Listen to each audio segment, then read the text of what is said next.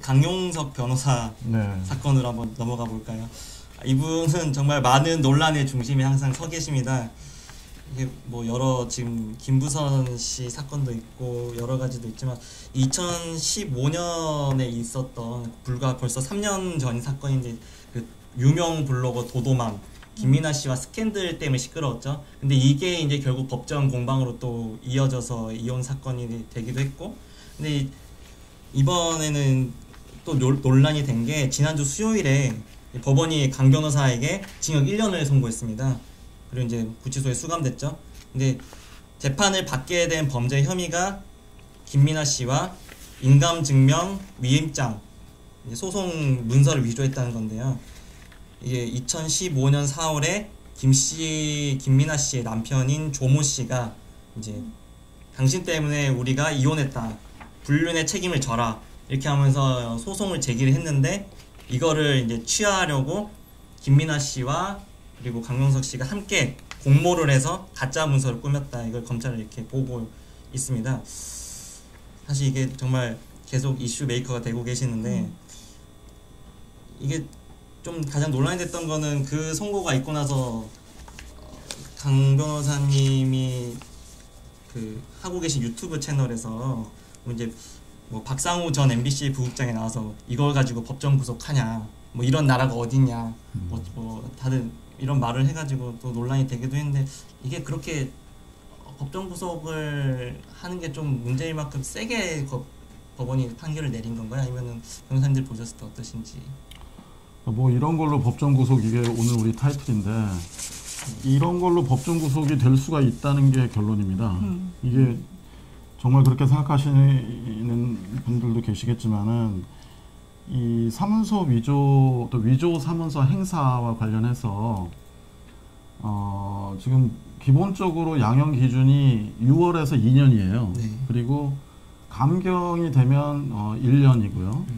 또 가중이 되면 3년까지도 할 수 있습니다. 법정형은 5년 이하로 지금 돼 있어요. 그런데 이제 집행유예를 할 수는 있는데요. 이게 가중, 감경, 집행유예에서 가장 중요한 것이 이게 반복적이고 조직적으로 됐느냐 하고, 그 다음에 반성을 하느냐예요, 반성을. 그런데 지금 우리 강 변호사는 무죄를 주장했고 그런 사실이 전혀 없다라고 주장했는데, 법원이 보기에는 이것이 유죄라고 생각하게 된 거거든요. 그러면은 유죄의 심증을 가진 이상은 사실은 집행유예를 할 수 있는 조건이 되질 않아요. 그래서 결국 1년 실형을 받은 것은 뭐 법에 따른 것이다, 저는 그렇게 생각이 됩니다. 그렇죠. 사실 그 같은 공범이었던 김민아 씨는 2016년에 징역 1년, 집행유예 2년을 선고받았거든요. 그래서 이게 과연 반성을 했죠. 예, 반성을 했냐 안 했느냐, 뭐 그런 차이가 있지 않나 싶은데요. 근데 물론 이제 이런 항변을 할 수가 있어요. 무죄를 주장하는데 그러면 반성을 할 수가 있는 거냐? 그럼 무죄 주장을 근본적으로 하지 말라는 거냐? 이런 비판들이 있습니다. 우리 법원이 항상 그 집행유예를 하거나 어떤 형을 감형시켜 줄 때 주요한 그 사유로 삼는 게 반성을 했다는 건데, 그러면 기본적으로 무죄 추정 원칙이 있고 피고인은 무죄를 주장할 수 있어야 되는데, 무죄 주장을 하면은 오히려 그 가중처벌을 받을 수 있다는 얘기거든요. 그래서 변호사들이 무죄 주장을 하는 것이 굉장히 그 조심스러운 그런 결론으로 나아가요. 이게 맞는가는 저도 조금 회의적인 생각이 있습니다. 저도 그 얘기를 하고 싶었는데, 이제 판결을 내릴 때는 이제 우선 유죄인지 무죄인지를 판단하게 되고요. 그 이후에 이제 유죄인 경우는 어떤 형벌을 어느 정도로 이제 할지를 결정하게 됩니다. 이제 거기에는 양형 기준이라는 게 있는데요. 이제 대부분 범죄의 경우에 이제 피해자의 피해가 이제 회복되었는지 여부, 그 다음에 이제 가해자가 진심으로 반성을 하고 있는지 여부가 양형 기준에서 굉장히 큰 부분을 차지하고 있습니다.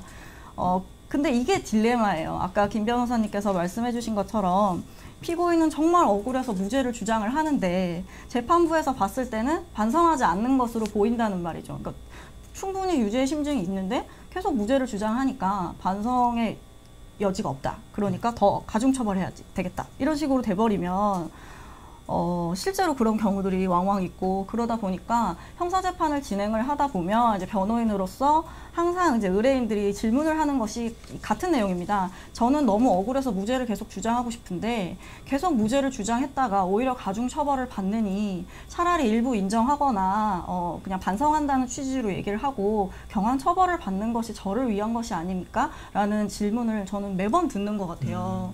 그래서 이 부분은 정말 큰 딜레마고 좀 개선돼야 될 부분이 아닌가라는 생각이 듭니다. 지금 여기 댓글이 또 뜨거운데요. 이게 저희는 이제 구속을 해도 된다는 이제 그런 취지로 봤는데 과연 구속을 하는 게 맞냐? 강 변호사가 어디 도망가냐? 그리고 뭐 도망을 안 가도 죄 지으면 구속해야 한다. 뭐 이렇게 싸우기도 하고요. 반성을 하냐 재판을 왜 하냐? 뭐 김경수 저는 상관없는 또 여론 조작했잖아요. 이런 말도 있고요. 근데 이게 일단은 그냥 제가 그것을 참고를 위해서 판결문에서 왜 구속을 해야 됐는지에 대해서 이렇게 판시한 부분이니까 이걸 간략하게 읽어드리면은 이게 이제 강용석 변호사에 대한 비난 가능성이, 그러니까 비난받을 가능성이 매우 크다. 그리고 강 변호사의 이 같은 행위로 인해서 남편 이제 조모 씨는 이제 그 불륜으로 인한 고통도 있는데 이 문서 위조로 인한 추가적인 고통을 또 얻었다. 그리고 아까 저희 계속 얘기한 것처럼 잘못을 전혀 반성하고 있지 않은 점 등을 종합하면 피고인을 실형에 처할 필요가 있는 것으로 판단된다 해서 법정 구속을 했거든요. 보통 법적으로는 구속을 하는 이유가 뭐가 있을까요, 변호사님? 근데 요거는 일단 제가 미스테리한 부분이 있어서 그런 부분을 좀 얘기를 해보고 싶어요. 이 강 변호사가 무죄 주장을 하면서 본인은 김민아 씨가 가져온 걸 그냥 도와준 것 뿐이다라는 그런 항변을 했는데 이 소송 경과를 지켜보면은 상당히 납득이 안 가는 면이 많기는 많아요. 예를 들어 이게 전자소송입니다. 2011년에 우리 법원이 도입한 소송이고 이 민사소송, 김민아 씨 남편이 강용석 변호사를 상대로 제기한 불륜으로 인한 위자료 청구 소송은 2015년에 있었는데 이 전자소송에서 소취하서를 제출하는 거는 전자로 할 수 있어요. 그러니까 원고가 남편이 소를 취하고 싶으면 바로 변호사가 있었으니까 당시에 자신의 변호사한테 소를 취하라고 하면 되는 일이에요. 근데 그게 그렇게 소를 취한 게 아니라 부인한테 위임을 했다는 걸로 정리를 해서 여기서 위조한 문서가 3개가 나오는데 먼저 인감증명서를 발급받기 위해서 동사무소에 제출할 위임장, 남편 명의 위임장을 위조해서 동사무소에 행사를 하고 두 번째는 인감증명서를 첨부해가지고 소취하서를 작성하면서 소취하서를 위조하고 그 다음에 소취하서를 김민아 씨가 직접 가지고 가서 법원에 제출한 사례거든요. 전자로 뭐 제출할 수가 없는 상황이니까 당사자가 아니라서 그 제출 위임장을 위조를 합니다. 그래서 3개를 다 위조를 한 거예요. 그럼 이거를 위조를 하게 되면 전자로 제출한 것도 아니고 그 현장에서 이렇게 아날로그로 제출을 한 건데 바로 그날 그 나의 사건 검색 뭐 소송해 보신 분은 대법원 그 인터넷 사이트에 제출 서류가 다 뜹니다. 뜨고 그날 바로 상대방 변호사가 알게 됐어요. 그래서 이게 절대로 이게 감춰질 수가 없는 그런 걸린 거를 걸립니다. 그래서 그날 바로 그쪽 그 변호사가 본인 의뢰인하고 얘기를 해서 이게 가짜로 제출한 것이라는 그 경위서를 제출했고 소취하서는 아무 효력이 없게 된 거예요. 그러니까 이렇게 뻔히 뽀록이 날 일을 왜 했을까? 그런 점에서 또 무죄는 아닌가 그런 의미도 좀 드는데 이게 여러 가지 점에서 비춰보면은 강 변호사가 몰랐다고 보기가 좀 어렵지 않을까. 이렇게 금방 탄로가 날 일을 그때 당시 변호사 사무실에서 굉장히 많이 도와줘서 했다는 건데 좀 그렇고 또 하나는 이제 뭐 추가 혐의를 얘기도 하시는데 이 소송 사기 미수가 될 수도 있거든요. 이 위조 문서를 동사무소와 법원에 제출하는 것에서 나아가 소취하서라는 거는 법원의 그 소송 행위를 전국적으로 종결시킬 수 있는 그런 중요한 문서이기 때문에 법원을 기망을 해서 소취와의 결론으로 나아가려 했으나 이제 미수에 그친 이른바 소송상의 미수도 사실은 추가로 기소될 수 있는 부분이 아닌가 하는데 현재로는 지금 거기는 공소사실에 기재되어 있지 않죠. 그래서 그런 점들을 쭉 전체적으로 고려해보면 법원 입장에서 보면은 굉장히 이 사건을 중대하게 볼 수밖에 없었다. 이런 생각이 듭니다. 마침 또 변호사님이 왜 이렇게 굳이 들킬 일을 강 변호사가 했을까? 그러니까 무죄 아니냐는 그런 생각도 좀 들기도 하고요. 근데 보니까 여기 판결문에 또 이런 부분이 있어요. 그러니까 이제 과연 이거를 왜 했을까 그 범행 동기 고의가 있었는지 여부에 대한 이제 판결 판단이 있는데 보니까 당시에 방송 출연을 이것저것 하고 있었던 강 변호사가 계속 이 스캔들 이슈가 나니까 이것을 어떻게든 빨리 무마하려고 지금 너무 급박한 거 아니냐. 그래서 다소 무리를 해서라도 일단 소치하가 이루어지게 하고 그리고 나서 남편과 합의 등과 관련 문제는 향후 해결할 수 있도록 그런 노림수를 노린 거 아니냐 이렇게 판시가 돼 있더라고요. 근데 그 합의 과정에서 오히려 불리하지 않겠어요? 본인이 위조 문서를 제출했다는 혐의를 안으면서 협상을 해야 되는데 그래서 그런 부분이 좀 미스테리한 부분이에요. 저는 심정적으로는 이해가 됩니다. 왜냐하면 본인이 어떤 사건에 닥치게 되면 논리적인 사고가 어려울 수 있어요. 아무리 경력이 오래된 베테랑 변호사라고 하더라도 당장 이 사건을 빨리 무마하고 싶고 이 사건을 종결짓고 싶은 상황이 오면 사실 약간 물불 안 가리게 될 수도 있고 또 내일이 되니까 또 약간 그래서 저는 항상 말씀드리는 게 제가 형사사건에 뭐 처하더라도 민사사건에 처하더라도 변호인을 난 선임할 거다.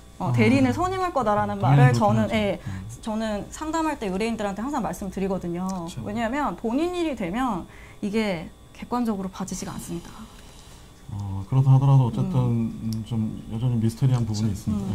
좀 그쵸. 그 부분도 아마 저도 계속 그 법정 가서 그 재판을 쭉 지켜보고 그날 선고 날도 봤는데요. 그래서 그날 남편분이 눈물 흘리는 것도 보고 강 변호사가 이제 그 되게 얼굴을 확 굳는 모습도 보고 근데 이제 과연 이제 이것이 과연 유죄인지 무죄인지 좀 여전히 좀 의심스러운 부분이 많긴 한 것 같습니다.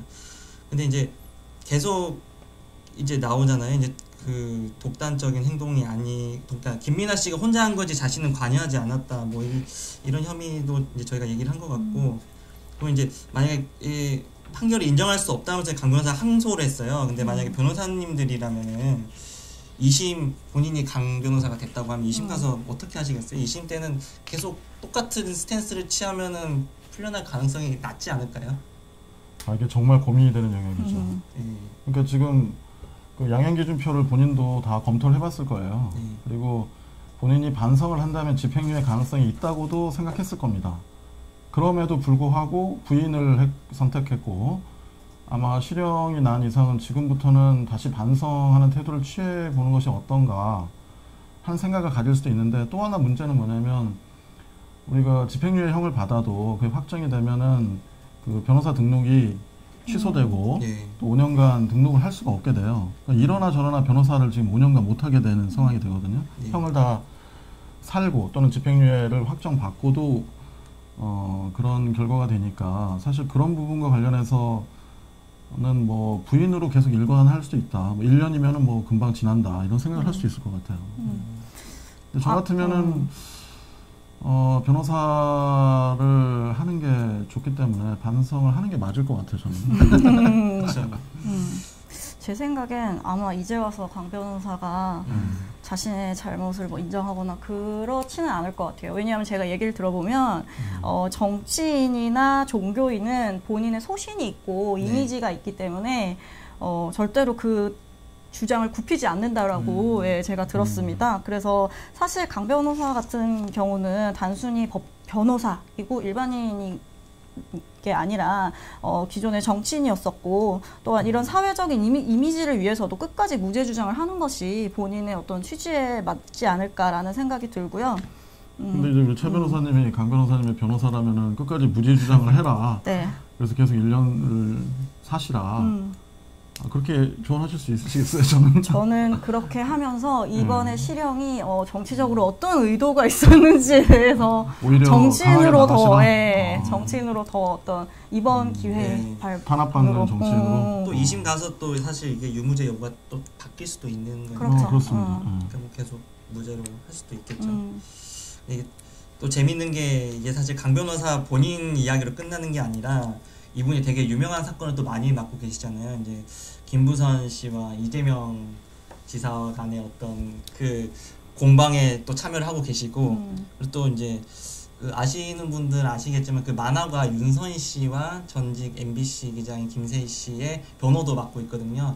그 고 백남기 씨의 유족을 그 명예를 훼손했다는 혐의로 이제 또 이 두 분은 또 지금 그 법정 재판을 받고 있는데 그 이 다들 사람들이 궁금한 거는 강 변호사가 이제 감옥에 들어갔는데 그거는 어떻게 옥중병론 하는 거냐 아니면 뭐 이분들의 앞으로 변호는 어떻게 되는 거냐 이게 궁금해하는 분들이 많더라고요. 혹시 어떻게 되나요? 이분 보통 변호하다가 감옥에 들어가 버리면은? 그런 경우가 흔치 않고 보통 계약이 해지되죠. 소송 위임 계약이 해지되고 다른 변호사님들이 맡거나 그럴 텐데 여기는 아마 법무법인하고 계약이 돼 있을 겁니다. 그래서 그렇지만 그 담당 변호사가 지금 옥중에 있는 사유는 소송 위임 계약의 해지 사유가 될 수 있을 것 같아요. 아무리 다른 담당 변호사가 있다 하더라도 그 주된 변호사가 감옥에 있는 이상 제대로 된 변호를 할 수가 없고 물론 변호가 불가능한 건 아니고 뭐 의견서를 써서 문서로 법원에 제출하는 건 다 가능할 것 같습니다만 그런 변호를 바라지 않을 것 같고 김무선 씨 같은 경우에는 그러면 계약을 해지하고 사실은 논리적으로는 손해배상을 법무법인에 청구할 수도 있거든요.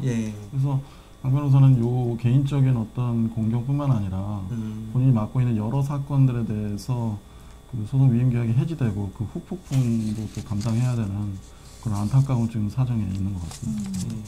지금 강 변호사가 김부선 씨를 대리해서 고소한 내용이 이제 공직선거법 위반 그리고 정보통신망법상 명예훼손 혐의인데요.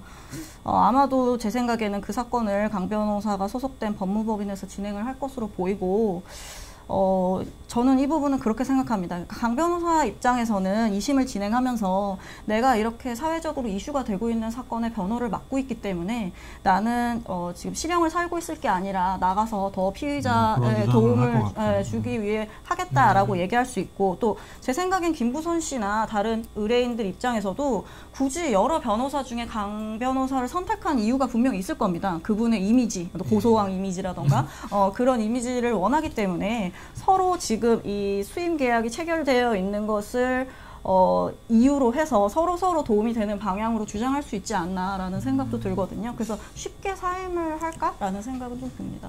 김 변호사님은 사임을 하고 새롭게 할 것 같고 최 변호사님은 이제 뭔가 쉽게 하기보다는 계속 넥스트로를 계속 할 것 같다.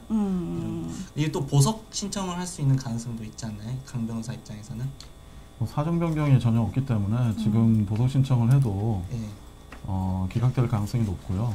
이제 아마 항소심을 쭉 진행해 가는 과정에서 항소심 종료쯤에 한번 보석을 신청하면 받아들일 수도 있지 않을까. 뭐 형기가 거의 될 수도 있으니까 1년이면. 지금은 뭐 별로 가능성이 없어 보입니다. 일단 반성을 하는 걸 전제로 보석도 청구를 해야 될 것 같거든요. 반성을 해도 좀 쉽지 않을 것 같아요. 지금은.